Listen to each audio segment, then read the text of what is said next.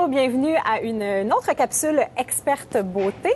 Aujourd'hui, je me trouve chez Jean Coutu du quartier 1030 à Brossard en compagnie de Clarisse Monroe. Clarisse qui est experte en parfum et présidente, bien sûr, de la seule école en parfumerie au Québec. Bonjour Clarisse. Bonjour Marie-Joanne. Alors, moi j'ai des petites questions pour toi aujourd'hui. Il y a beaucoup de mythes au niveau de la parfumerie. On entend des choses, on n'est pas certaine si c'est vrai. Alors moi, je pose la question aujourd'hui à une experte et je veux savoir, la première question que je me pose, c'est souvent on voit les gens vaporiser un parfum sur leur poignet et venir le frotter. C'est courant, là, c'est vraiment répandu. Est-ce qu'on doit faire ça? Non! Non, OK. La réponse est non, définitivement non. Sur les eaux de toilette et les eaux de parfum, on vaporise au niveau du poignet et on laisse évaporer. Donc le geste qu'il faut faire, c'est vraiment se le vaporiser une fois, vaporiser une deuxième fois, that's it. Parfait. Et ça s'évapore tout seul. Mais comme toute bonne maman, on va expliquer pourquoi on ne frotte pas. En fait, ça remonte à des siècles où on n'utilisait pas des eaux de parfum ni des eaux de toilette, on utilisait des extraits de parfum. Donc la solution, après le concentré, après la formule en fait du parfumeur, on a l'extrait de parfum qui est en fait le bijou et c'est 7,5 millilitres. Donc c'est vraiment tout petit, mais comme c'est hyper concentré, l'alcool est un alcool à 96 degrés, donc un alcool huileux qu'il fallait frotter. Si on ne le frotte pas, il ne chauffe pas et donc n'évolue pas. Mais on a gardé ce geste avec l'eau de parfum et l'eau de toilette qu'il ne faut absolument pas faire parce que là, sur ces concentrations-là, vous cassez la pyramide olfactive. Alors, c'est-à-dire que vous arrêtez à l'envolée du parfum. Vous ne toucherez pas au cœur et vous ne toucherez pas au sillage. Donc, on n'aura pas vraiment là, tout ce que le parfum peut nous dégager offrir au courant de la journée. D'accord, excellent. Une autre question aussi, c'est au niveau de la quantité. Donc, j'imagine qu'il doit y avoir une quantité maximale de parfum qu'on doit se vaporiser pour éviter qu'on nous sente à 2 km à la ronde. Alors, Marie-Joanne, dois-je vous répondre en tant que Française ou en tant que Québécoise? En tant qu'experte en parfum. En tant qu'experte. Il y a une expression qui dit « trop de parfum tue le parfum ». Alors, il faut se parfumer. Le parfum est déjà à la base pour soi. Et il est certain qu'il faut respecter l'entourage avec lequel on vit, ou on travaille, ou on prend les transports en commun. Le meilleur dosage du parfum serait les poignets, comme on a fait voir tout à l'heure, derrière les oreilles, puis lors de soirées, creux de la poitrine. Et par exemple, sur vous, Marie-Joanne, tout ce qui est pointe de cheveux, quand vous passez, vous allez laisser un sillage. Parfait. OK. Voilà. Est-ce qu'il y a une raison, puis c'est une vaporisation seulement sur chaque une zone, vaporisation. Hein? Est-ce qu'il y a une raison pourquoi on sélectionne les poignets, derrière les oreilles et le creux de la poitrine? Alors, le creux de la poitrine, c'est vraiment un jeu de séduction. Ça n'a rien à voir avec l'évolution du parfum, mais c'est les endroits de pulsation du sang, tout simplement.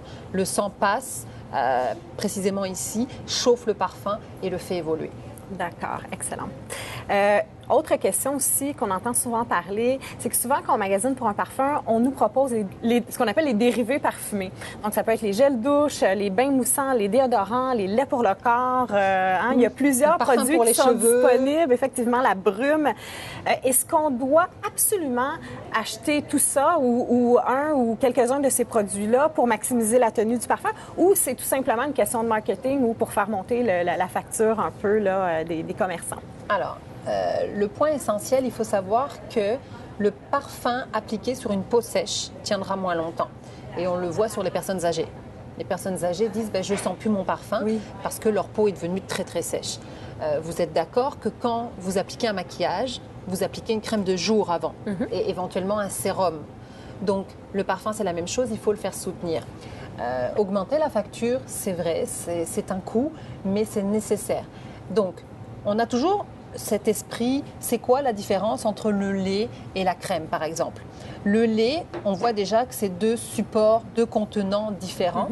Le lait est dans un tube, donc complètement fluide, très rapide d'application le matin. On le fait pénétrer dans la peau et on s'habille.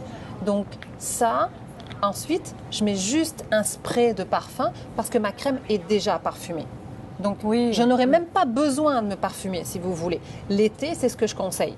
Juste une crème, pas besoin de se parfumer. Parfait. Ensuite, la crème est plus cocooning, beaucoup plus épaisse. Ça serait en synonyme, dans un soin de jour, une crème de nuit. Donc une crème beaucoup plus nourrissante. Oui, on le voit. On voit que c'est plus onctueux. Alors moi, je privilégie plus cette crème-là le week-end ou l'hiver. Parfait. Parce qu'elle est plus hydratante. Oui, puis, plus hydratante.